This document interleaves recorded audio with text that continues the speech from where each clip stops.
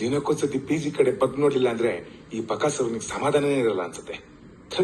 ಕಾಡು ಪಾಪ ಎಲ್ಲೋದಾ?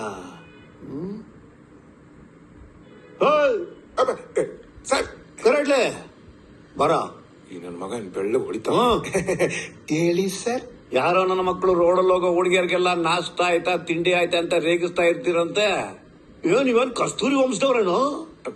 ಹಾಗೇನಿಲ್ಲ ಸರ್.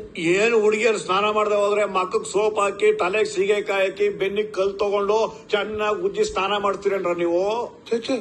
ನಾವ್ ಹಂಗೇನಿಲ್ಲ ಸರ್. ಏನು ಹಂಗ್ ನಾಚ್ಕೊಂತ ಇದೀಯಾ? ಏನು ಇಲ್ಲ ಸರ್.